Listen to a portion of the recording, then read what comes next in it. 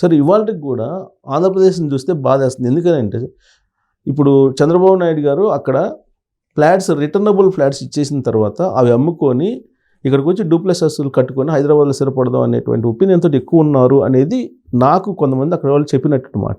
మరి అలాంటి యాటిట్యూడ్ ఉన్నప్పుడు అమరావతి డెవలప్మెంట్ ఇప్పుడు సాధ్యమేనా? అంటే ఆ మాట అంటే చాలామంది మనోభావాలు దెబ్బతింటాయి సుబ్బారావు గారు. దానికి రకరకాల కారణాలు, అనేకమైన కారణాలు ఉన్నాయి. అక్కడ వ్యక్తుల స్వభావాలు, ఆ ప్రాంతీయంగా ఉన్నటువంటి వ్యక్తుల స్వభావాలు, వాళ్ళ అవసరాలు, దీన్ని దృష్టిలో పెట్టుకుని మనం మాట్లాడితే ఏంటంటే అక్కడ ఆ రెండు జిల్లాల యొక్క లేకపోతే తెలుగు ఆంధ్ర రాష్ట్ర ప్రజల యొక్క మనోభావాలు దెబ్బతింటాయి. అదేంటే హైదరాబాద్లో కూర్చుని వీళ్ళు మాకు వ్యతిరేకంగా నిజాలు మాట్లాడితే యథార్థవాది లోక విరోధిలాగా అవుతాం. కాబట్టి నేను ఇంకా దాని గురించి మాట్లాడకుండా ఉండటం ఉత్తమం అనిపిస్తుంది. బాగుండాలని కోరుకుంటాను, కానీ బాగుండాలి అని కోరుకోవాలంటే అక్కడ కారణాలు వ్యతిరేకంగా చాలా తీవ్రంగా ఉన్నాయి. ఇప్పుడు నాకు వచ్చిన ఇన్ఫర్మేషన్ మీకు షేర్ చేశాను కదా, నిజమే అనిపిస్తుందా మీకు? నిజమే. నేను అనుకుంటాం ఏంటంటే భారతదేశంలోనే అత్యంత కాస్ట్లీయెస్ట్ క్యాపిటల్గా అమరావతి అవుతుంది. బహుశా ప్రపంచంలోనే అత్యంత టాప్ 10 టాప్ 100 కాస్ట్లీయెస్ట్ నగరాల్లో అమరావతి ఒకటి మారుతుంది. కాస్ట్లీ అంటే ఏంటి? భూమిని విలువను బట్టి. మీకు భూమి విలువ మీకు అవసరం లేదనుకోండి, మీరు అమ్మకుండా ఇష్టానుసారం రేట్లు చెబుతారు, నోషనల్ వాల్యూ. వేరే వాడు వచ్చి ఇన్వెస్ట్ చేయాలంటే ఆ రేటుకు వచ్చి ఇల్లు కట్టుకోవాలన్నా అక్కడ సెటిల్ అవ్వాలన్నా కూడా ఎవరికీ అందుబాటులోకి రాని విధంగా తయారవుతుంది. దానివల్ల అభివృద్ధి అంటామా? అది రేట్లు గాలిలో రేట్లు పెరిగితే అభివృద్ధి అంటామా? మనుషులు నివాసయోగ్యంగా అయితే అభివృద్ధి అంటామా? ఇవన్నీ నేను విపులంగా మాట్లాడాను అనుకోండి, వాళ్ళ మనోభావాలు దెబ్బతింటాయి ప్రజలు. మీరు చెప్పేది ఒక ఆస్పెక్ట్ అయితే, రెండో ఆస్పెక్ట్ ఏంటంటే జగన్మోహన్ రెడ్డి గారు రాబోయే రోజుల్లో ఏం చేస్తారు అనేటువంటి ఒక ఆందోళన కూడా కొంతమందిలో అక్కడ ఎప్పటికైనా అది ప్రమాదకరమేనండి. వైసీపీ అనేది ఎప్పటికైనా రాష్ట్రానికి ప్రమాదకరమే. అది వాళ్ళకి ఒక రకంగా వైసీపీ అనే పార్టీ ఎప్పుడొచ్చినా కూడా ఇంకా తీవ్రంగా ఒకసారి కుక్క అలవాటు పడిపోయింది, చెప్పుకు అలవాటు పడిన కుక్క అన్నట్టు వాళ్ళ నిజస్వరూపం ఏంటనేది 1924 మధ్య ప్రజలకు తేటతెల్లం అయిపోయింది దేశానికి. వాళ్ళు మేము మారిపోతాము, మేము సచీలు అవుతామంటే అవరు వాళ్ళు. రేపు వచ్చినా కూడా మళ్ళీ ఏ వర్గాలు అయితే అవమానాలు పాలయ్యి దోపిడీకి గురయ్యే వాళ్ళే అవుతారు. అదే కమ్మారెడ్లు మళ్ళీ దోపిడీకి గురవ్వాల్సిందే. ఒకసారి డబ్బులకి మేనేటర్ మనిషిని ఎత్తురు మరిగిన పులి ఏ రకంగా అయితే ఉంటుందో అట్టగా డబ్బులకు అలవాటు పడిపోయి దోపిడీకి అలవాటు పడిపోయిన వాళ్ళు మరి మారరు. మనీ ఎటర్ వాళ్ళకేం తన ఏం ఉండదు. బాబాయిలే వాళ్ళకి సొంత రక్తబంధమే, వాళ్ళకి చెల్లి తల్లి అది లేనప్పుడు రేపు పొద్దున సొంత కులం ఏముంటుంది? పైకి మాత్రమే ఊరినే ప్యాడింగ్ మన కులం అంటారు. ఆ కులవస్తులు ఎంతమంది అవమానపడ్డారు, ఎంతమంది బాగుపడ్డారు? ఎవరో సైకోమండ కొడుకులు 10 మంది ఊరిన మామ అంటారు, కానీ ఏ రాజకీయ పార్టీ ఏ కులంతోనూ బాగుపడదండి. రాజకీయ పార్టీ ఒక కులంతో ఉందంటే అది పార్టీయే కాదు, అసలు సాధ్యం కాదు.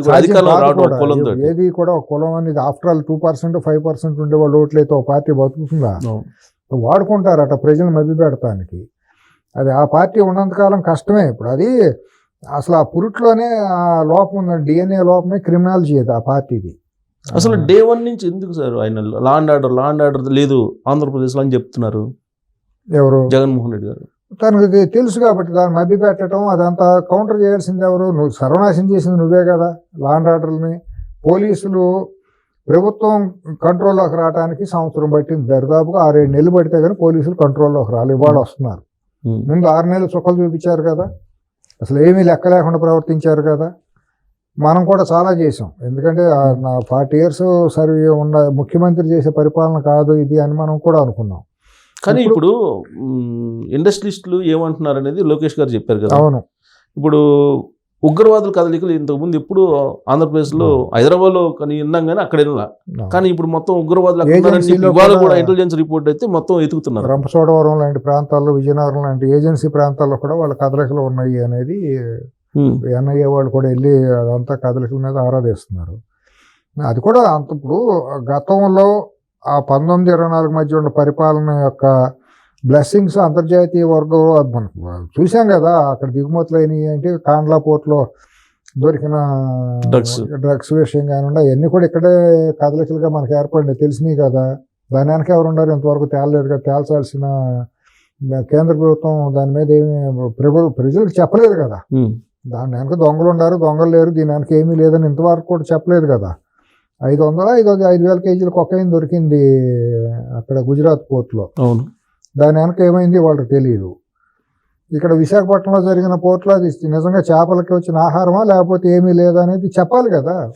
తప్పేముంది, ఒకవేళ అన్ని వేల టన్నులు వచ్చే 100 టన్నులు వచ్చినప్పుడు దాంట్లో డ్రగ్ ఏమీ లేదు అని చెప్తే మనం కూడా అవతలను నిందించాల్సిన అవసరం లేదు. లేదని చెప్తే సిబిఐ వాళ్ళే ఆ రోజున వచ్చారు కదా. చెబుతున్నా ఒకవేళ ఫైనల్ రిపోర్ట్లో ఏమి లేదని చెప్తే ప్రజలకు చెప్పాలి కదా, అనుమాన నివృత్తి చేయాలి కదా. ఇవన్నీ కూడా సమాధానం లేని ప్రశ్నలు. కానీ ఒకటి సార్, ఇప్పుడు 2004 ఎన్నికలకు ముందు ఒక ప్రైవేట్ సైన్యం నడిచింది అనేది తెలుసు, అందరికీ తెలుసు, పేర్లతో సహా తెలుసు. వినిపించేదే ఉంది. ఆ సైన్యంలో పేర్లు ఎవరు ఉన్నారు కూడా తెలుసు. తెలియదే ఉంది, అందరికీ తెలుసు. కడపలో ఎవరికి తెలుసు, అనంతపురంలో తెలుసు, కర్నూలులో తెలుసు, హైదరాబాద్లో తెలుసు. మీకు తెలీదా? మైక్ ముందు కెమెరా ముందు మాట్లాడితే బాగోదు కాబట్టి ఆ టీంలో సభ్యులు ఎవరిలో తెలీదా? మాజీ పోలీసులు, ఏఆర్ పోలీసులు, ఎస్ఐలు, సిఐలు ఎవరున్నారు తెలీదా? అలా టీముని నడిపినాడు ఏమో ఎవరో తెలియదా మీకు? అందరికీ తెలుసు, కానీ మనం మాట్లాడకూడదు అంతే. సో ఇప్పుడు ఆ రోజున 2004 అజీజ్ రెడ్డి వ్యవహారం ఎట్లా వచ్చిందో తెలియదా? హైదరాబాద్లో ఎన్కౌంటర్ అయిన అజీజ్ రెడ్డి అక్కడ కదలికలు, పట్టోళ్ళు గోవర్ధన్ రెడ్డి ఎవడో, పరిటాల రవిని చంపింది ఎవరు, ఈ టైం ఎవరికి తెలియని ఇవన్నీ అన్నీ తెలుసు. కానీ ఆ రోజు ప్రైవేట్ సైన్యం ఎవరు నడిపారో ఇవాళ ఉగ్రవాదులకు కూడా నెట్వర్క్ అనేది అప్పుడు నడిపిన వాళ్ళే ఇప్పుడు నడుపుతున్నారు అనేది ఉంటుంది. ఏ గూటి పక్షులు ఆ గూటికి వెళ్తాయి, దాంట్లో రహస్యం ఏముంది? తవ్వాల్సింది ఎవరు? కేంద్ర ప్రభుత్వం తవ్వాలి. కేంద్ర ప్రభుత్వం పక్షపాత ద్వారంతో మా దత్తపుత్రులు అంటే ఎవరు ఏం చేయలేము. దేశాన్ని బాగు చేయాల్సింది ఎవరంటే, ఇంటిని బాగు చేయాల్సింది తండ్రి, పిల్లల్ని దారిలో పెట్టాల్సింది తల్లిదండ్రులు. ప్రధాన బాధ్యత తండ్రిది. వాళ్ళ తండ్రులు అంటాడు ఎవరు దేశానికి? కేంద్ర ప్రభుత్వం, అధికారంలో ఉంటే కేంద్ర ప్రభుత్వం. ఎప్పుడు విన్న విధంగా బిచ్చగాళ్ళు రూపంలో ఉగ్రవాదులు ఆంధ్రప్రదేశ్లో ఉన్నారని అంటే, బిచ్చగాళ్ళ రూపంలోనే ఉంటారు, రాజకీయ నాయకుల రూపంలో కూడా ఉంటారు. బిచ్చగాళ్ళు అని ఎందుకని బిచ్చగాళ్ళని తక్కువ అంచనా వేస్తారు? అంటే ఆ రూపంలో వీళ్ళే ప్రవేశపెట్టి ఆర్థిక ఉగ్రవాదం కాదా? కరప్షన్ చేసే వాళ్ళందరూ వాళ్ళని ఉగ్రవాదులని ఎందుకని కూడా ఐఏఎస్లు ఐపీఎస్లో వాళ్ళు చేసే పనులు ఉగ్రవాదం పనులు కాదా? వేల కోట్ల రూపాయలు విశృంఖలంగా దోచేస్తా అంటే ఇప్పుడు వీళ్ళందరూ గనులు నేను వీటన్నిటిని చెరబట్టిన వాళ్ళు ఉగ్రవాదులు కదా? శాండ్ని, ల్యాండ్ని, మాఫియా ఇవన్నీ వీళ్ళు ఉగ్రవాదులు కంటే తీవ్రమైన వాళ్ళు కదా? వాళ్ళు వీళ్ళు ఒకటే అవుతారు. బంధాలు ఉంటాయి, వాళ్ళకి మధ్య బంధాలు ఉంటాయి, ట్రాన్సాక్షన్స్ నడిచి ఉంటాయి అంటారా? మరి లేకపోతే విదేశాలకు ధనం తరలెట్ట వెళ్తుంది, దుబాయ్లో ఆస్తులు ఎట్ట ఏర్పడతాయి? మాఫియా సంబంధాలు ఉంటేనే వాళ్ళు అక్కడ కాపాడుకోగలరు. వాళ్ళు లక్షల కోట్ల రూపాయలు బ్రిటన్కి ఇతర దేశాలకి ఎట్ట తరలినాయండి, మారిషస్కి ఇవన్నీను. అక్కడ సామ్రాజ్యాలు ఎట్టా నెలకొల్పుతున్నారు కొన్ని కుటుంబాల వాళ్ళు, పెద్ద పెద్ద ప్యాలెస్లో ఇవన్నీ కట్టేసి కొనేసి. వాళ్ళ లండన్లో ఏ కుటుంబాలు కొన్నాయో మనకు తెలియట్లేదా? లండన్లో ఒక్కొక్కళ్ళు ఎన్ని బిల్డింగులు కొన్నారు, ఎంతెంత ఆస్తులు ఉన్నాయి, అమెరికాలో ఎంతెంత రియల్ ఎస్టేట్లు కొన్నారు అనేది బయట అందరూ అనుకుంటున్నాం, అందరికీ తెలుసు. తెలియంది ఎవరికీ లేదు.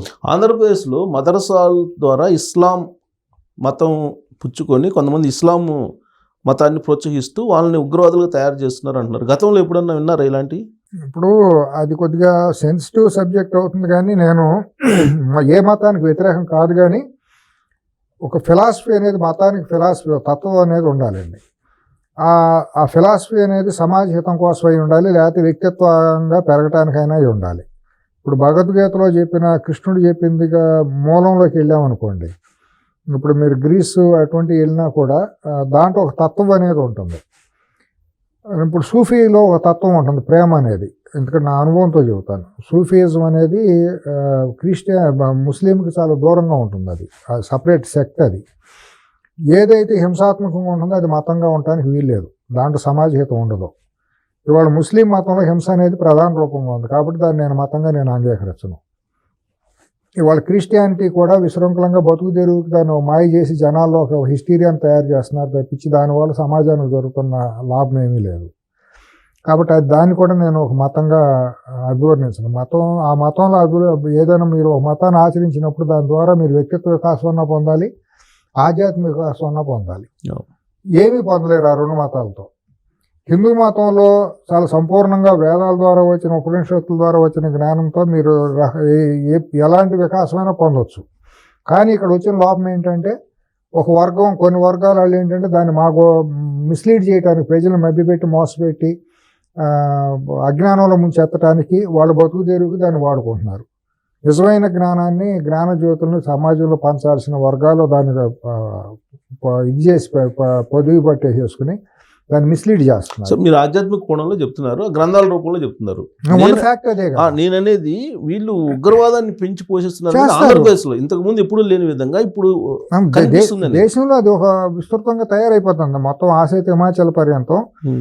మీరు ఆ మతాన్ని ఒక ఉగ్రవాద రూపంలో ఇప్పుడు మీరు Afghanistan, Pakistan, middle east countries అన్ని చూస్తున్నారు కదా ఎంత దారుణంగా తయారవుతున్నాయి. బయట ప్రపంచం చూడలేదు కానీ మీరు కొద్దిగా ఇంటర్నేషనల్ మ్యాగజైన్స్లో అట్లా చూస్తే చాలా వికృతంగా ఉంటుంది. వాళ్ళ మతం పేరుతో అక్కడ ఉంటుంది కానీ ఇక్కడ ఎప్పుడు లేని ఉత్తరాంధ్రలో లింకులు బయటపడ్డాయంటే హఫీజా సయ్యద్ ఇద్దరు సమీర్ భవిష్యత్తులో కూడా అది ముదిరితే రాబోతుంది. ఇక్కడ కూడా ఆ మత కన్వర్షన్ జరిగితే భయభ్రాంతులతో అప్పుడు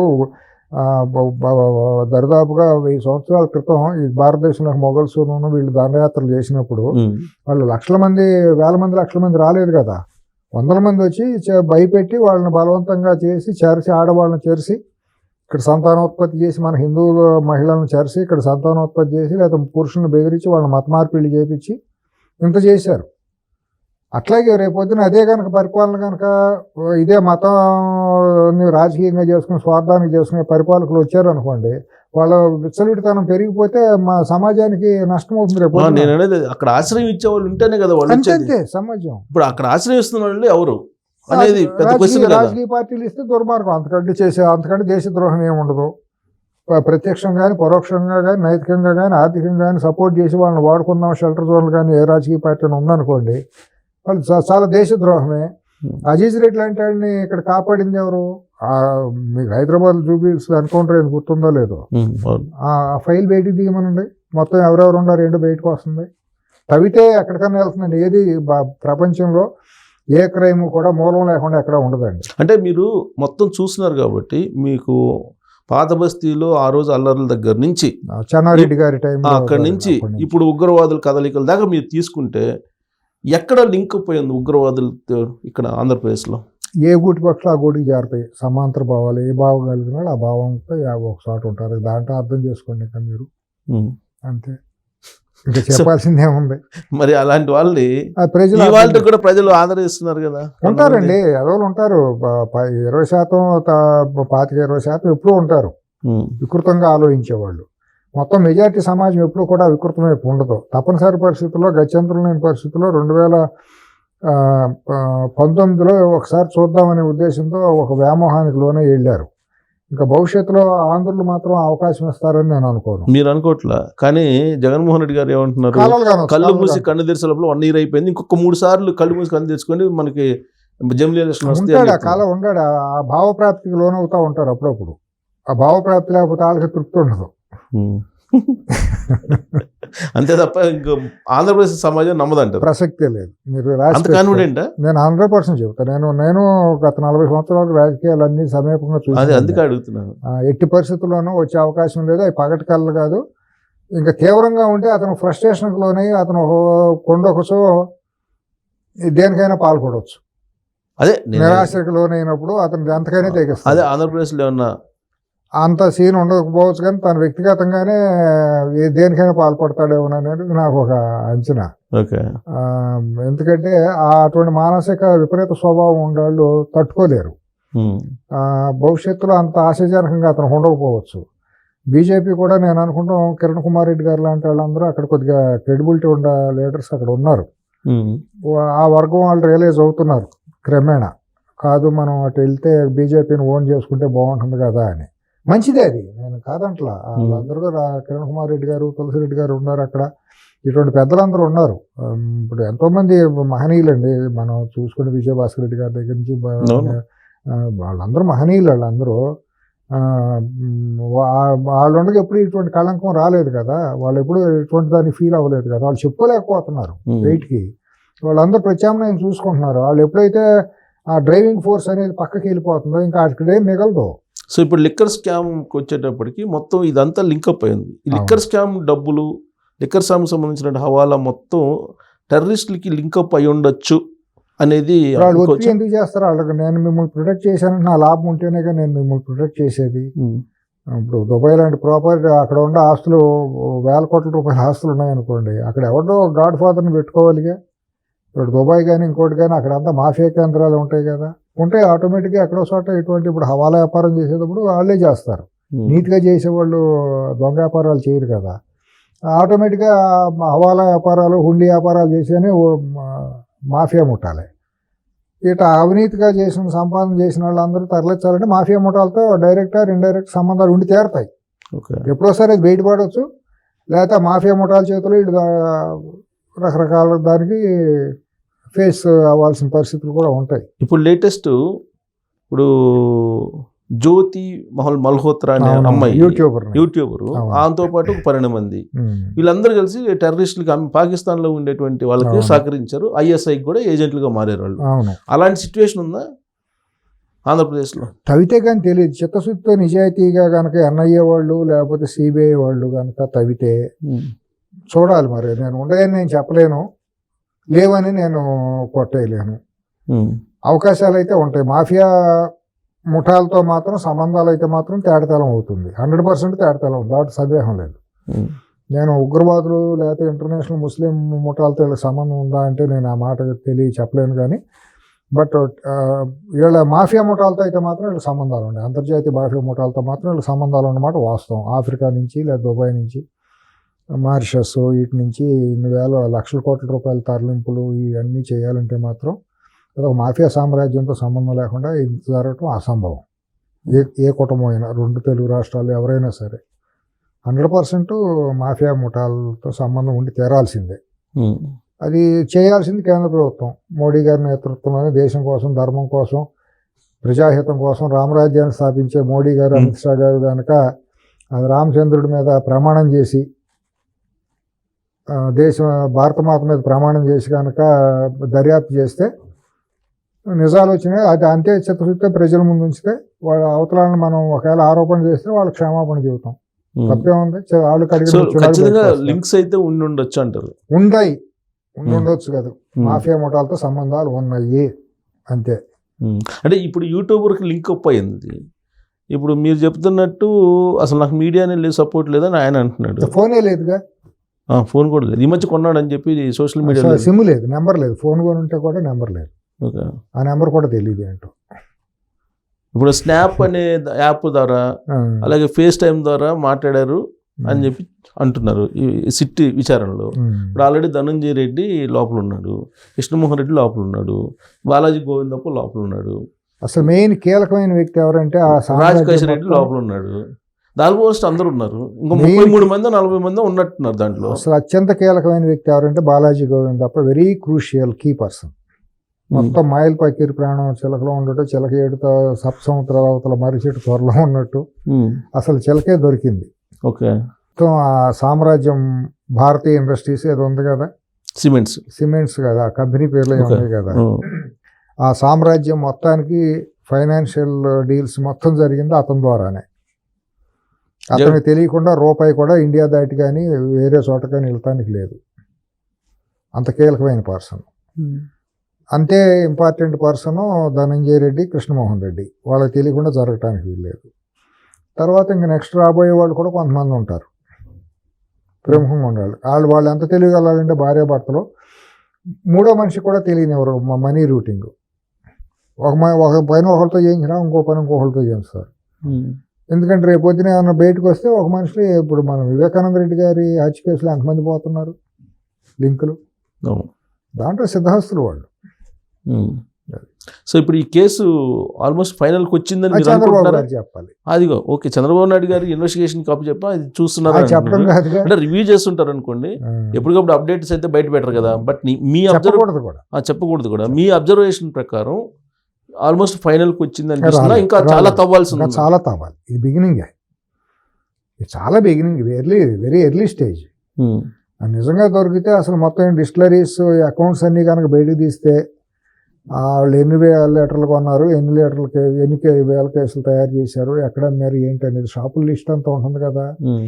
ఆ షాపుల్లో ఎవరెవరు మేనేజర్లు ఉన్నారు ఏంటి అనేది ఉంటుంది కదా. అది తవ్వి తీసినా 10% వచ్చినా మీకు కళ్ళు తిరిగే నిజాలు బయటకు వస్తాయి. 90% రాకపోయినా పర్వాలేదు. అంత పెద్ద నెట్వర్క్ దేశంలో. కొన్ని దాదాపు ఎన్ని ఉంటాయి మరి నాకు లెక్కలే తెలియదు, కానీ వైన్ షాపులు ఎన్ని ఉన్నాయి మొన్నటి వరకు రాష్ట్రంలోనే. ఆ వైన్ షాపులు అమ్మినంత జీరోలు ఉన్నాయి కదా. ఒక లిక్కర్ షాప్కి ఒక మేనేజర్ ఉంటాడు కదా, కీ పర్సన్ ఉంటాడు కదా, ఓ, వాళ్ళందరినీ అరెస్ట్ చేయొచ్చు, సిట్టు చేసి పలానా ప్లేస్లో మీరు ఎంత అమ్మారు ఏంటంటే 4 వీక్ చెప్పకుండా ఉన్నాడుగా, ఏ ఫోన్ నెంబర్కి వెళ్ళింది, డబ్బు ఎవరికి ఇచ్చారు ఏంటని. దాంట్లో కీలకమైనడు రాజకేశ్ రెడ్డి, ఓ. సందేహం లేదు, మెయిన్ అదంతా కూడా. ఆ తర్వాత కోఆర్డినేటర్లు వీళ్ళందరూ ఉన్నారు కదా. మిథున్ అసలు రెడ్డి. వాసుదేవ్ రెడ్డిని వదిలిపెట్టేస్తారు. వాసుదేవ్ రెడ్డి ఢిల్లీ వెళ్ళిపోయారు కదా. అవును, వెరీ కీలకమైన పర్సన్ అదే. మరి ఓ. మరి వెంకటరెడ్డి గారికి కూడా చాలా రాజభోగాలు అందినాయి, గనులు వెంకటరెడ్డి గారు కాదు, కూడా. ఇప్పుడు వాసుదేవ్ రెడ్డి అసలు అప్రూవ్ గా మారిపోయారు అనేది కొంత అంటుంటారు. ఆయన ఇచ్చిన సమాచారం మేరకే మొత్తం అయినా కూడా వదిలిపెట్టకూడదుగా. సాయిరెడ్డి ఉన్నాడు. ఇప్పుడు దొంగతనం చేసినంత మాత్రాన నేను తప్పు అయిపోయిందంటే వదిలే చట్టాలు భారతదేశంలో లేవుగా, చట్టం ముందు నిలబెట్టాల్సిందేగా. ఓ. ఇవన్నీ సామాన్యుడు అడుగుతున్నారు, వాసుదేవరెడ్డి ఏమయ్యాడు, ఎందుకు బెయిల్ వచ్చింది అనేది అడుగుతున్నారు. అది చెప్పాల్సింది ప్రభుత్వం చెప్పాలి. ఓ. అట్లాగే రేపొద్దున అనుసంధానకర్తలు కూడా మిథున్ రెడ్డి కూడా రేపో మాపు లోపలికి వెళ్ళే అవకాశాలు ఉండొచ్చు ఈ కేసు. ఈ కేసులో సాయిరెడ్డి A2 ఉన్నాడు అనుకుంటా కదా. 18 తను ఇచ్చిన సమాచారం మేరకే చాలా వరకు బయటకు వచ్చింది. అప్రూవర్ అంటే ఆయన అప్రూవర్ అనొచ్చు. వాసుదేవరెడ్డి చాలా కీలకమైన పర్సన్, అతను ఒక ఇంపార్టెంట్ పర్సన్ ఈ లిక్కర్ స్కామ్. సాయిరెడ్డి, బాలాజీ గోవిందప్ప వీళ్ళిద్దరికి మొత్తం తెలుసు అనేది కదా. మొత్తం తెలుసు. నేను అంటే ఆయన విజయసాయి రెడ్డి అవమానాలకు లోనయ్యాడు, చాలా ఫ్రస్ట్రేషన్కి లోనయ్యి బయటకు వచ్చి ఆ మాత్రం మాట్లాడతాం అంటే. అంతేనా ఈ కేసు నుంచి బయటపడచ్చు, అప్రూవ్ గా మారితే అనుకోవచ్చా? కేసే కాదుగా, తన అవమానాలు పడిన మాట వాస్తవం. ఎంతైనా మరి అతను ఈనాడే కదా, ఎంత అవమానాలకు లోనవ్వకపోతే అంత ఫ్రస్ట్రేషన్కి లోనయ్యి అంత బయటకు వచ్చి మాట్లాడారు. అంటే ఈ కేసు ఎలాగో తీస్తారనే ఉద్దేశంతో ఆయన లిక్కర్ స్కామ్ భయపడిన మాట వాస్తవమే. మెయిన్ అతను దాంట్లో అతని ప్రేమే ఉండకపోవచ్చు, కానీ మాట్లాడాడు. ఇప్పుడు SPY రెడ్డి గారిది డిస్టిలరీ, అవును, దాంట్లో వీళ్ళందరూ ఉన్నారు కదా. ఈ డిస్టిలరీ మాగొండ సుబ్రహ్మరెడ్డి, శ్రీనివాస్ రెడ్డి గారి డిస్టిలరీని బెదిరించడాలు ఇవన్నీ ఉన్నాయి కదా. అవి కూడా ఇవాళ ఒకటి బయటకు వచ్చింది సార్, హనుమంత్ రెడ్డి సంథింగ్ పేరు, గన్ పెట్టి బెదిరించాడు అని. ఎవరిని? ఈ డిస్టిలరీ వాళ్ళని. అదే టీం ఉంది కదా, మాఫియా టీము. మాగుంట శ్రీనివాస్ ఆయన జమ్ముల మడుగులో ఏదో మంచి ఈయన అనుచరుడు అంట, జమ్ముల మడుగులో. ఇళ్ళే ఉంటారు. ఆయన గన్ లైసెన్స్ ఇచ్చారు, గన్ లైసెన్స్ ఉందంట. ఆ గన్ మెన్ కూడా ఇచ్చారు ఆయనకి అర్హత లేకపోయినప్పటికీ. ఆయనే మొత్తం డిస్టిలరీ వాళ్ళు ఎవరైనా ముందుకు రాకపోతే గన్ పెట్టి బెదిరించేవాళ్ళు అని అంటారు. నాకు తెలిసిన సమాచారం SPY రెడ్డి గారు కూడా చాలా పెద్ద మనిషి, చాలా ఎంపీ, మాజీ, చాలా హుందాతనమైన మనిషి, సమాజ సేవ చేసిన పెద్ద ఆయన. ఆయన చాలా నైతికంగా వ్యాపారం చేశారు, రైతు శ్రేయస్ కోసం చేశారు. రైతులందరికీ అంబలు ఇచ్చి అందరికి మధ్యాహ్నం భోజనం పెట్టి రొట్టెలు పెట్టి చేసిన మనిషి ఆయన. మరి అట్లాంటి కంపెనీని కూడా వీళ్ళు ఒక ఉగ్రవాద కేంద్రం లాగా మార్చుకున్నారు దొంగసారా తయారు చేయడానికి. మరి వాళ్ళ అల్లుడు కూడా మరి పద్ధతి అయిన అతనే, మరి అతను కూడా అరెస్ట్ చేశారు కదా, సజ్జల శ్రీకాంత్ రెడ్డి చేశారు కదా, శ్రీధర్ రెడ్డి అది ఉంది కదా. అతను కూడా తప్పనిసరి పరిస్థితులు దీంట్లో ఇరుక్కున్నాడు కదా, అతను మరి ఒక దోషిగా మిగిలిపోయాడు కదా. ఇట్లా అందరూ ఆ నీడకెళ్ళిన వాళ్ళందరూ కూడా అనుభవించాల్సిందేనండి. ఈ కేసులో మరొక ఎత్తు ఏంటంటే, ఆర్థికపరమైన అంశాలన్నీ మనం ప్రస్తావించుకున్నాం. కిడ్నీలు, లివర్లు పాడైపోయినటువంటి వాళ్ళు, చనిపోయిన వాళ్ళు. నేను సుబ్బారావు గారు 2019 తర్వాత నేను చాలా మందికి చెప్పానండి. ఎందుకంటే నేను ఒక వ్యక్తినే, నాకేం పొలిటికల్, నేనే పార్టీతోనే అనుసంధానం లేను, నాకేం సంబంధం లేదు. ఇది ఎప్పుడైతే వ్యాపారం మొదలైందో, నేను 2020-21 తర్వాత కోవిడ్ నుంచి కొద్దిగా ఇదైన తర్వాత ప్రతి ఒక్కళ్ళు ఏంటంటే ఈ జబ్బులు వచ్చిన వాళ్ళందరూ కోవిడ్ కింద జమ కట్టేస్తారు. కోవిడ్ వచ్చింది కాబట్టి కిడ్నీలు పోయినాయి అనే దాకా వచ్చేసింది, వ్యాక్సిన్ వేయటం మూలాన వచ్చింది అనే దుర్మార్గమైన ఇది కూడా వచ్చింది. నేను నా కొద్దిగా క్లోజ్ ఫ్రెండ్స్తో, చాలా ఇంపార్టెంట్ పర్సన్స్తో నేను చాలా మాట్లాడాను. 2014-19 మధ్య కిడ్నీ డయాలసిస్లో లివర్ సిరోసిస్ లాంటి లేకపోతే నాడీ మండల సంబంధం, న్యూరోలాజికల్ ప్రాబ్లం వచ్చిన వాళ్ళు ఎంతమంది ఉన్నారు. ప్రైవేట్ హాస్పిటల్లో డేటా మనకు రాదు. గవర్నమెంట్ హాస్పిటల్లో వచ్చే జనరల్గా చీప్ లిక్కర్, స్పూరియస్ లిక్కర్ తాగే వాళ్ళందరూ కూడా జనరల్గా అక్కడికి వెళ్తూ ఉంటారు. అది ప్రతి జిల్లా కేంద్రంలోనూ, నేను కూడా నాకు తెలిసిన వాళ్ళని అడిగాను, ప్రతి జిల్లా హెడ్ క్వార్టర్స్లో హాస్పిటల్లోనూ ఎంత వచ్చింది చేయమని చెప్పి RTI కింద కూడా అప్లై చేయించాం, కానీ సరైన సమాధానం రాలా. నేను ఒక మిత్రుడి ద్వారా, మీడియాకి సంబంధించినటువంటి ఒక సన్నిహిత మిత్రుడి ద్వారా నేను విజయవాడలో తయారు చేయించి, లెటర్ కూడా తయారు చేయించి మేము పెట్టాం మినిస్ట్రీ, హెల్త్ సెక్రటరీకి, వీళ్ళందరికీ RTI కింద ఎవరెవరికి పెట్టాలి మాకు ఇన్ఫర్మేషన్ రాదు. కానీ ప్రధాన ప్రతిపక్షం కనుక గట్టిగా దాన్ని రాజకీయం చేసి తీయగలిగితే 14 నుంచి 19 మధ్య అంతమంది డయాలసిస్ పేషెంట్లు ఉన్నారు. ఉమ్. 19 నుంచి 24కి వచ్చేటప్పటికి ఎంత మల్టిప్లికేషన్ అయ్యింది ఓకే. ఈ లివర్ కిడ్నీలు. ఇవాళ విజయవాడ, అక్కడ కాకినాడ, రాజమండ్రి లాంటి ప్రాంతాల్లో, నెల్లూరు టౌన్లో డయాలసిస్ సెంటర్లు విపరీతంగా అవసరం పడింది. అవును.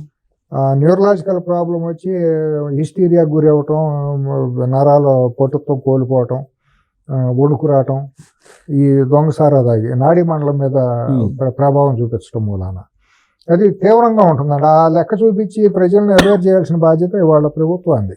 దాదాపు టెంటేటివ్గా 60% పెరిగినాయి అని అన్నారు. ఈజీగా ఉంటుందండి. అంటే ఎందుకంటే గతానికి మేము తెలంగాణలో కందుకూరు మండలంలో ఒక ఫ్రెండ్ వాళ్ళు చేశారు, ఒక సర్వే చేసాం. ఏదంటే ఎగ్ ఉంది కదా, ఈ నెక్ అని ఉంటుంది కదా, దీనికి సంబంధించిన వాళ్ళు ఒక ఫ్రెండ్ వాళ్ళు ఊరిని చేశారు. అక్కడ చేస్తే తల్లిదండ్రులు కోల్పోయిన వాళ్ళు, ఈ సారా బారిన పడి తల్లిదండ్రులు కోల్పోయిన వాళ్ళు దాదాపు 40 to 60% దాకా తేలారండి. ప్రభుత్వ పాఠశాలలో పిల్లల్ని ఏపీలో, తెలంగాణలో ఇక్కడ కూడా. ఇక్కడ సొంత మద్యం కాదు, అక్కడైనా కూడా ఇక్కడ కూడా అటువంటిది ఉన్నప్పుడు నేను అనేది ఎందుకంటే కంపారిజన్ ఇంకా మన వైపు ఇంకెంత తీవ్రంగా ఉంటుందో ఆలోచించండి. ఇక్కడ కూడా కల్తీ కళ్ళు ఎన్నో రకరకాలుగా వచ్చినాయి కదా, ఇక్కడ కూడా దొంగసారా ఉంది కదా. ఇక్కడేమో మనం 14-19 మధ్య శుద్ధమైందని అనుకోమా. అక్కడ ఎందుకు తిహార్ జైలుకి వెళ్ళొచ్చారు కదా, వెళ్ళొచ్చారు. ఇక్కడ కూడా చీప్ లిక్కర్ పేరుతో స్పూరియస్ లిక్కర్ ఇక్కడ అమ్మారు. ఇక్కడ మొత్తం గోల్డ్ కొనుక్కోవడం, దాన్ని దాచుకోవడం. ఏ రాష్ట్రంలో చూసినా మీకు కన్యాకుమారి నుంచి కాశ్మీర్ వరకు, పంజాబ్, ఢిల్లీ, తెలంగాణ, ఆంధ్ర, మన కర్ణాటక, మన దీంట్లో తమిళనాడు, కేరళలో కూడా పేర్లు వచ్చినాయి కదా. ఎంతో ఒకే సిండికేటు. నేను అనుకోండి సూత్రధారులు, పాత్రధారులు ఒకళ్ళే ఉంటారు. తగ్గితే రేపు కానీ సిట్ వస్తే అది హైదరాబాద్ కూడా రావచ్చు నా అంచనా. సో ఇటీవల నాకు ఒక డౌట్ వచ్చింది. యాక్చువల్గా గోల్డ్ షాప్ వాళ్ళని అడిగితేనేమో 60% నుంచి 70% వరకు మాకు కొనుగోళ్ళు తగ్గిపోయినాయండి, రావట్లేదు కస్టమర్స్ అని చెప్పి వాళ్ళు చెప్పారు. మరి గోల్డ్ డిమాండ్ ఏమో ఎక్కువ ఉంది, రేటు పెరుగుతుంది. జనరల్గా మనకి డిమాండ్ ఉన్నప్పుడు రేటు పెరిగింది, డిమాండ్ తక్కువ ఉన్నప్పుడు తగ్గాలి కదా. 60 to 70% వీళ్ళు కస్టమర్స్ రాకపోతే రేట్ పెరుగుతుంది. అంటే సామాన్యులు కొనలేకపోతున్నారు కానండి. ఇప్పుడు అంతర్జాతీయ దీంట్లో పెరుగుతుంది గోల్డ్ అనేది, అంతర్జాతీయ మార్కెట్లో పెరుగుతుంది. ఈ మెయిన్ మన భారతదేశంలో గోల్డ్కి వెళ్ళడానికి కారణం కరప్షన్ మనీ. అదే కరప్షన్, రియల్ ఎస్టేట్ కానీ, గోల్డ్ కానీ, డైమండ్స్ కానీ ఇటుకే సైఫర్ అవుతుంది. ఇందుకే జీరో బ్యాలెన్స్. అంటే ఇప్పుడు అక్కడ గవర్నమెంట్ 2019 నుంచి 24, ఇక్కడ గవర్నమెంట్ 2 పోల్చుకుంటే ఇప్పుడు అక్కడదే 400 కోట్లు ప్రాథమికంగా చెబుతున్నారు. ఇక్కడ మరి ఇంకా ఎక్కువ ఉంటుందిగా. ఉంటుందండి. ఇక్కడ నుంచి ఢిల్లీ తరలించారు బీహార్ ముఠా అంతా. వీళ్ళంతా టన్నులు కొని ఉంటారు, కేజీలు కూడా కాదు, టన్నులు కొని ఉంటారు. చాలా జరిగిందండి. అప్పుడు డిమానిటైజేషన్ అప్పుడు కూడా హైదరాబాద్ బేస్డ్ గా జరిగిన ట్రాన్సాక్షన్ చాలా జరిగినాయి కదా.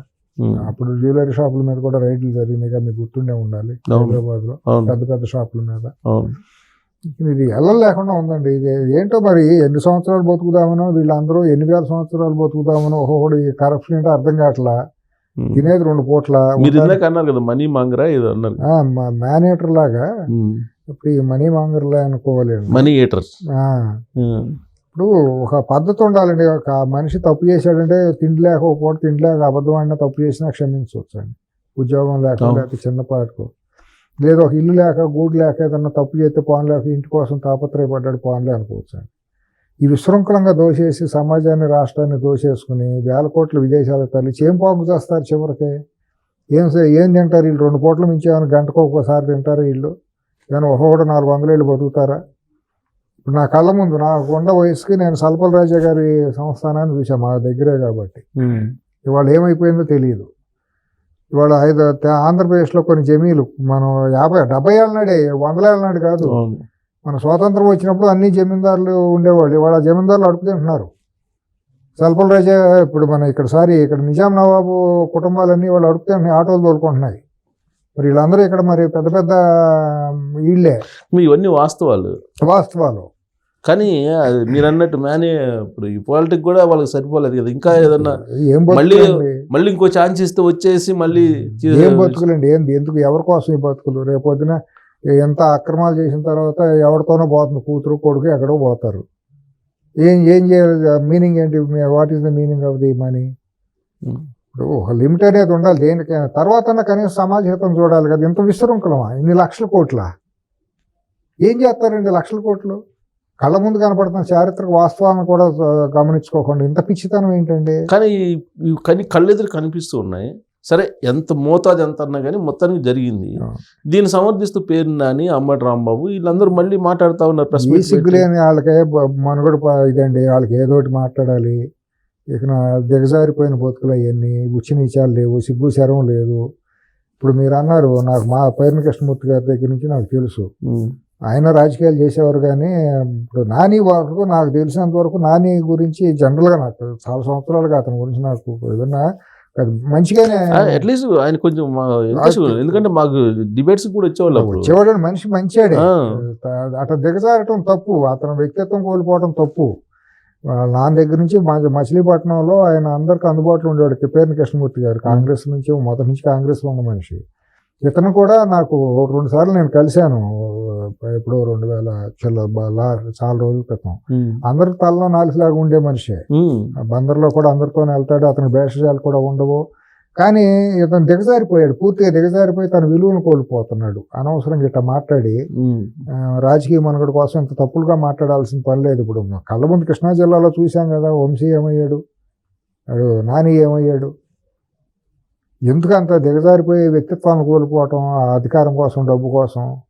మీకేం తక్కువైందని? మీ తల్లిదండ్రుల నుంచి వచ్చిన వారసత్వంగా మంచి పేరు ఉంది కదా, ఉండటానికి తినడానికి ఉంది కదా. రాజకీయంగా ఖర్చుల కోసం తిప్పలు పడాలంటే తప్పులు చేశారంటే పోనీ అనుకోవచ్చు. ఎవడో కోసం మీరెందుకు ఇది చేయడం, ఎవడో ఉసుకోమంటే మీరెందుకు విచిత్రంగా ఆయన విడుదల రజనీ గారిని ఆవిడేదో వాళ్ళ పిఎన్ అరెస్ట్ చేస్తుంది అడ్డుపడితే వాళ్ళ పోలీసుల మీద ఆవిడ అరిసినారు. అది రాంగ్ రూట్ లో తీసుకెళ్లే ప్రయత్నం ఆయన చేసి మీడియా ముందుకు వచ్చాడు. వీడియో చూశాను. అంత ఇది చేయాల్సిన అవసరం లేదు. ఒక పిఏ కోసం ఒక మంత్రిగా చేసింది, అంత కారులో ఎక్కించుకుని అంత చేయాల్సిన అవసరం కూడా లేదు ఆవిడ. ఏముందండి ఇక అవన్నీ ఏ గూటి పక్షుల గూటికని ఇందాక అనుకున్నట్టు ఇక అటువంటి భావజాలం కలిగిన వాళ్ళు ఆ పార్టీలో ఉంటారు, విలువలు కోల్పోయిన వాళ్ళు, వ్యక్తిత్వాలు లేని వాళ్ళు. అంటే ఇదంతా కూడా ఆలోచిస్తే కనుక మీలాంటి వాళ్ళకి కానీ లేదా నాలాంటి వాళ్ళు కొంచెం ఆలోచిస్తాం కదా సొసైటీ. నెక్స్ట్ రాబోయేది 2029లో ఇన్ కేసు మళ్ళీ నిజంగానే కళ్ళు మూసి కళ్ళు తెరిస్తే అయిపోయి వచ్చి మళ్ళీ ఈ ప్రజలు 2019 లాగా ఒకవేళ పొరపాటును చేస్తే రాష్ట్ర పరిస్థితి ఏంటి అసలు? ఇంకేం ఉండదండి. రాష్ట్రానికి ఇవాళకే పెట్టుబడి పెట్టేవాడు అంటే, నాకు ఇండస్ట్రియలిస్టులుగా నేను ఎవరితో మాట్లాడలేదు, కానీ ఓ సొంత ఇల్లు కట్టుకుందాం, ఊళ్ళో ఇల్లు తయారు చేసుకుందాం అనే ఆలోచనలో ఎవడో తయారు. హైదరాబాద్లో ఉండేవాళ్ళు 14-19 మధ్యలో మీరు చూస్తే సుబ్బారావు గారు, మన ఊర్లో తాత ముత్తాతల నుంచి మనకు ఉండే బాండేజ్ ఉంది కదా, మన ఊళ్ళో ఇల్లు బాగు చేసుకుందాం, చాలా మంది వెళ్ళారు, మన ఊళ్ళు బాగు చేసుకుని మనం వెళ్ళిపోదాంలే అని బిజినెస్ కూడా షిఫ్ట్ చేసుకున్న వాళ్ళు కూడా ఉన్నారు. ఎప్పుడైతే 1924 మధ్య దురాఘాతమైన పాలన చూసిన తర్వాత ఒక మానసిక విరక్తి వచ్చేసింది. తర్వాత నమ్మకం కూడా పోయింది. ఇవాళ మీరు అన్నట్టు ఏంటంటే, ఇప్పుడు భవిష్యత్తులో ఏమి వెళ్తాను, ఇంకా అది ఎప్పటికైనా ఆ పెంట ఉంటుంది కదా, రాష్ట్రంలో వైసీపీ అనే పెంట ఉన్నంతకాలం ఇంకా రాష్ట్రం తలచూపు ఎందుకు వెళ్తాంలే అనే భావం ఒకటి వచ్చేసింది. ఆ భావం ఉన్నంతకాలం అక్కడికి ఎవరు ఇన్వెస్ట్ చేయరు. పైగా ఇప్పుడు ఉగ్రవాదులతో లింక్స్ అని మళ్ళీ వస్తుంది. అది ముందు కూడా ఉంది. మొన్నటిదాకా మేము ఇది సోషల్ అవేర్నెస్ కోసం సిఎస్ గారు గంజాయి దాని మీద ఒక సర్వే చేయించాము. కృష్ణా జిల్లాలో దీవు తాలూకా చల్లపల్లి, అవినగడ్డ, రేపల్లి ప్రాంతాల్లో ఒక చిన్న సర్వే చేస్తే అక్కడ గంజాయి మొత్తం పడిన వాళ్ళందరూ కూడా మధ్యతరగతి, పేదరు, దళిత వర్గాలు, బీసీ వర్గాలు వాళ్ళు, యువత.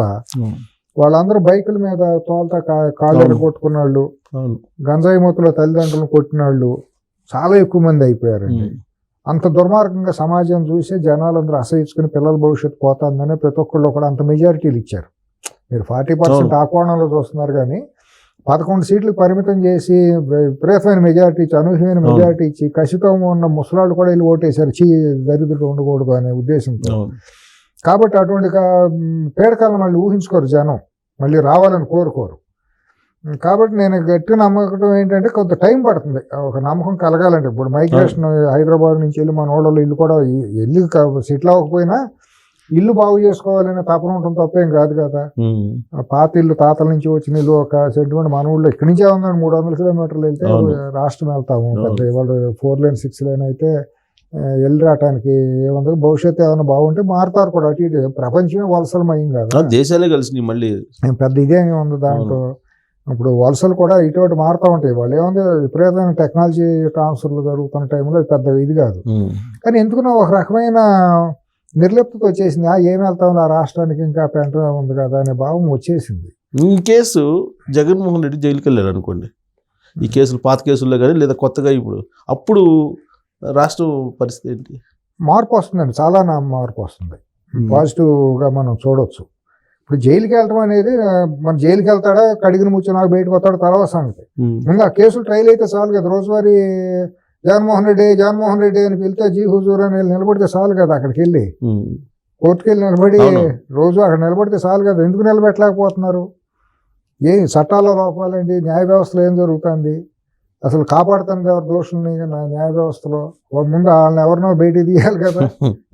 ఇది కదా. సో ఫైనల్గా ఇప్పుడు ఈ ఈడీకి సంబంధించిన విచారణ జరుగుతుంది, ఏది చెన్నైకి సంబంధించి తమిళనాడుకి సంబంధించిన లిక్కర్ స్కామ్లో. అవును, ఇక్కడ కూడా ఎంటర్ అయ్యే అవకాశం ఉందా మీకు? ఆంధ్రప్రదేశ్లో అసలు ఆంధ్రప్రదేశే కాదు, మొత్తం హైదరాబాద్లోనే మూలాలు ఉంటాయి. భారతదేశంలో జరిగిన లిక్కర్ స్కామ్లో మీకు కేరళ, తమిళనాడు 14-24 మధ్య, ఆంధ్రప్రదేశ్లో తెలంగాణలో ఇది చేసింది మనం చూసాం కదా. అట్లా 19-24 మధ్య మొత్తం సిండికేట్ వెనకాల అందరూ సూత్రధారులు పాత్రధారులు ఒకళ్ళే ఉంటారు. అది 100 కోట్లే కదా. 100 అంటే వాళ్ళు చెప్పింది ఈడీ చెప్పింది 100 కోట్లే కదా. మీరు ఇక్కడ చెప్తుంది ఆంధ్రప్రదేశ్లో 1,00,000 కోట్లు, 1,20,000 కోట్లు, 1,30,000 కోట్లు అంచనా వేస్తున్నారు మీరు. 100 కోట్లు అండి? 100 కోట్లు ఏంటి? అసలు ఢిల్లీలో జరిగిన వ్యాపారం ఎంత, వచ్చిన కమిషన్లు ఎంత? మరి డిస్టిలరీలు ఎక్కడ కొన్నారు? పంజాబ్లో కొన్న డిస్టిలరీల వాల్యూ ఎంత? ఎందుకు ఇవన్నీ జనాలను మోసం చేయటం? ఇది అంత తప్పు కదా. నిజాలు చెప్పాలి, ప్రజల ముందు చెప్పి దోషులుగా నిలబెడితే ప్రజలు రియలైజ్ అవుతారు మనం ఎటువంటి వాళ్ళని ఎన్నుకుంటున్నాం, ఎటువంటి వాళ్ళు. మరి అది ప్రజలకు చెప్పాల్సింది వ్యవస్థలో తప్పు చేసి మిస్లీడ్ చేస్తా అంటే ఎట్లాగో మీడియా ఇదైపోయింది, పూర్తిగా భ్రష్టు పట్టిపోయింది. ఇప్పుడు మీడియా ప్రస్తావన తీసుకొచ్చారు కాబట్టి ఇప్పుడు ఎలా లిక్కర్ స్కామ్లో సంబంధించి డబ్బు కొంచెం అన్ని కంపెనీలకి అటు తిరిగింది అంటున్నారు కదా. అవును, దాని జగతి పబ్లికేషన్ కూడా తిరిగి ఉండొచ్చుగా. 100% దాంట్లో అనుమానం. మరి ఆ మీడియా ఉంటుంది అంటారా? ఎప్పుడో సీజ్ చేయాల్సిందండి ఈడీ. అది అనైతికం. పిఐబి, ప్రెస్ ఇన్ఫర్మేషన్ బ్యూరో వాళ్ళు, లేకపోతే మినిస్ట్రీ ఆఫ్ బ్రాడ్కాస్టింగ్ వాళ్ళు ఇటువంటి అసాంఘికమైన అనైతికమైన మీడియాని ఉంచకూడదండి. పర్మిషన్ రద్దు చేసి సీజ్ చేసేయాలి. ప్రమాదం. ఇప్పుడు ఒక తీవ్రవాది బాంబు అయితే 10 మంది పోవచ్చు, 5 పోవచ్చు, 100 మంది పోవచ్చు. కానీ ఒక పత్రిక కానీ ఒక మీడియా ఛానల్ కానీ తప్పుడు వార్తలతో సమాజాన్ని చీల్చేస్తుంది, కులాన్ని మతాన్ని ఉద్రేకాలు రెచ్చగొట్టి. ఇక మీడియా అనేది చాలా సెన్సిటివ్ దాన్ని, పవిత్రమైంది. ఇప్పుడు ఆ రోజు నారదులు వారు కమ్యూనికేషన్ చేశాడంటే లోకహితం కోసం యుద్ధాలు పెట్టాడు, తగాదాలు పెట్టాడు నారదుడు అని మనం ఆ రకంగా చూస్తున్నాం. అది సమాజహితం అని అనుకున్నాం. కానీ వాళ్ళ కులమతాలని రెచ్చగొట్టి స్వార్థం కోసం వార్తతో వ్యభిచారం చేస్తున్నారు. వీళ్ళు పవిత్రమైన వార్తని వ్యభిచారంగా మార్చేస్తున్నారు ఈ మీడియా వాళ్ళ భారతదేశంలో. అన్నీ ఇదైపోయినాయి పూర్తిగా. ఏం మాట్లాడాలో అర్థం కావట్లేదు. ఏ వార్త నమ్మాలి, ఏ వార్తను చదవాలి, ఏ వార్త చదవకూడదు. దీనితో వాళ్ళ ఆర్టిఫిషియల్ ఇంటెలిజెన్స్ ఒకటి వచ్చేసింది. లేని వీడియోలు తయారు చేసేస్తున్నారు. మీరు చూశారుగా ఉక్రెయిన్ ప్రెసిడెంట్ ట్రంప్ కొట్టుకున్నట్టు అట్లా తయారు చేసేస్తున్నారు. కొట్టినట్టు రకరకాలుగా. రేపొద్దున ఇటువంటివి కూడా వస్తే మనం ఏది నమ్మాలో కూడా అర్థం కాని పరిస్థితిలోకి ప్రపంచం వెళ్ళిపోతుంది. ఏం చేస్తాం? మీడియా ముసుగులో ఆల్రెడీ సోషల్ మీడియాలో యూట్యూబర్స్ అయితే ఉగ్రవాదంతో లింక్ అప్ ఉందని చెప్పి వచ్చేస్తుంది. దాని మీద నిఘా పెట్టారు. ఇప్పుడు అసలు మీడియా మీద కూడా పెట్టాలా? అన్నిటి మీద పెట్టాలండి. మీడియాలోకి వచ్చింది అసలు ఫౌండర్స్ ఎవరు, వాళ్ళ మూలాలు ఏంటి అనేది కూడా తేల్చాలి. అక్కడి నుంచి రావాలంటారు. ఫౌండర్స్ ఎవరు, ప్రమోటర్లు ఎవరు, వాళ్ళ మూలాలు ఏంటి. అట్లాగే వాళ్ళ ఇంకోటి కూడా అండి, యూట్యూబ్ల మీద కూడా నియంత్రణ పెట్టాలండి. ₹1 కోటి డిపాజిట్ చేస్తే కానీ ఎవడైనా యూట్యూబ్ ఛానల్ పెట్టకుండా చేస్తే లేదండి. పెట్టాలి, బాండ్ తీసుకోవాలి, ₹1 కోటి డిపాజిట్ ఉండాలి. దాని మీద లైక్ కామెంట్, లేకపోతే లైక్ కొట్టినా పర్వాలేదు, లేకపోతే కామెంట్ పెట్టినా ₹1,00,000 డిపాజిట్ ఉంటేనే కామెంట్ పెడతానికి అర్హత ఉండేది పెట్టాలి. కామెంట్ కూడా లేకపోతే అడ్డమైన ఏదో ఇష్టానుసారం అసభ్యంగా మాట్లాడటం, చేతిలో ఫోన్ ఉంటే చాలు అసాంఘికంగా మాట్లాడటం. అది సోషల్ మీడియా అంటే అదే కదా. అంతే, అట్టాగే అయిపోయింది. మరి అభిప్రాయం వ్యక్తం చేయొచ్చు కానీ సభ్యత ఉంటుంది. లైక్స్ డిస్లైక్స్ చెప్పచ్చు, లేకపోతే ఏదైనా అభిప్రాయం వ్యక్తం చేసే దాంట్లో హుందాగా వ్యక్తం చేయొచ్చు. సార్, ఫైనల్ గా కన్క్లూజన్కి వచ్చే ముందు వచ్చే నెల 10వ తారీఖు లోపల లేదా 10వ తారీఖున జగన్మోహన్ రెడ్డి గారు అరెస్ట్ ఖాయం లిక్కర్ స్కామ్లో అని చెప్పి బాగా వినిపిస్తుంది కొన్ని ఇన్ఫర్మేషన్. నేను అనుకుంటాం ఏంటంటే లిక్కర్ది మాత్రం ఆల్మోస్ట్ గుమ్మం దాకా వెళ్ళిపోయిందండి. ప్రాథమిక ఆధారాలతో మనకు కనిపిస్తుంది దాని ప్రకారం. టెక్నికల్గా చేయాలి అని అంటే మనీ ల్యాండరింగ్ లేదా మనీ ట్రైలు అది ఎట్లా జరిగింది ఏంటంటే ప్రాథమిక ఆధారాలు లేకుండా టచ్ చేసి కనుక ఫెయిల్ అయితే పొరుగుపోతుంది ప్రభుత్వానికి. అది నేను రేపు వచ్చే నెల 10 అవుతుందా లేకపోతే ఇంకో 2 నెలలు పడుతుందా లేకపోతే ఆల్రెడీ వచ్చేసిందా నాకు తెలియదు. ఏ చిన్న ఆధారం బలమైన ఆధారం ఉండా నిమిషంలో పని.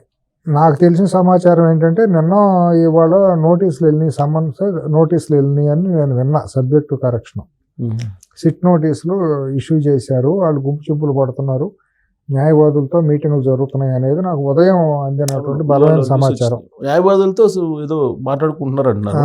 నోటీసులు కూడా వెళ్ళినాయి అని నాకు ఒక ప్రముఖ వ్యక్తి చెప్పాడు. ఓకే, అది నాకు సబ్జెక్ట్ టు కరెక్షన్ ఇచ్చారా లేదా సిట్ అనేది నాకు తెలియదు, బయట అనుకుంటున్నమాట. సో మీకున్న అవగాహన మేరకు ఢిల్లీ పరిణామాలు తెలుసు, మీకు రాష్ట్రంలో ఉన్న పరిణామాలు తెలుసు, పోలీస్ వ్యవస్థ ఎలా ఉంటుందో తెలుసు, చంద్రబాబు గారి పరిపాలన ఎలా ఉంటుందో తెలుసు, అన్నీ మీకు అవగాహన ఉంది. కాబట్టి సింపుల్గా క్లుప్తంగా ఒక మాటలో చెప్పాలంటే జగన్మోహన్ రెడ్డి అరెస్ట్ అవుతారా లేదా? అసలు ఇప్పటికే బయట ఉండటమే ప్రమాదం, అయి తీరాలి. వీళ్ళు పొలిటికల్ ఇది అరెస్ట్ చేస్తే మనకు మైనస్ అవుతుంది అనుకుని కనుక ఇది చేస్తే మాత్రం అంతకంటే తప్పిదం ఇంకోట్లేదు, ఘోరం ఇంకోట్లేదు. తెలుగుదేశం కానీ కూటమి ప్రభుత్వం కూడా సమాజానికి చేసిన నష్టమే అవుతుంది. ఎటువంటి శేషభిషలు లేకుండా రాజకీయంగా లాభమా నష్టం అనే బేరీజులు వేసుకోకుండా, అఫ్కోర్స్ ప్రతిదీ రాజకీయంగా నాకేంటి లాభమని వేసుకుంటే వెళ్తారు. చంద్రబాబు గారు అక్కడ గత 20 ఏళ్ళుగా ఫెయిల్ అవుతానే వచ్చారు. పొలిటికల్గా నాకు లాభం ఏంటి అనుకుందల్లా ఆయనకు నష్టమే జరిగింది. ఆయన బ్లైండ్గా వెళ్ళిపోతే బుల్లెట్ దిగిందా లేదా అనేది లెక్క అన్నట్టు మహేష్ బాబు సినిమాలో చెప్పినట్టు కొట్టుకుంటూ వెళ్ళిపోతేనే వాళ్ళ సినిమా పండుతుంది. సరే, ఇవన్నీ ఏదన్నా కానీ మీకు అవగాహన ఉంది కాబట్టి ఒక మాట 100% అవుతాడు, 100% అవుతారు. దాంట్లో ఎటువంటి సస్పెషన్ లేవు. టైం అనేది నేను చెప్పలేను, కాలజ్ఞానం నాకు తెలియదు, జ్యోతిష్యం నాకు తెలియదు. కానీ 100% లిక్కర్ స్కామ్లో అరెస్ట్ అవడం ఖాయం. ఆ పార్టీ నామరూపాలు లేకుండా పోవడం ఏదో తాత్కాలికంగా మిగిలితే మిగలొచ్చు, కానీ ఆ పార్టీ మనోడు కూడా 2029 ఎన్నికల నాటికి ఉంటుందా లేదా అనేది కూడా ప్రశ్నార్థం. ఎటువంటి అనుమానం లేదు. Right sir, thank you very much. లోకా సమస్య సుఖనోభవంతు.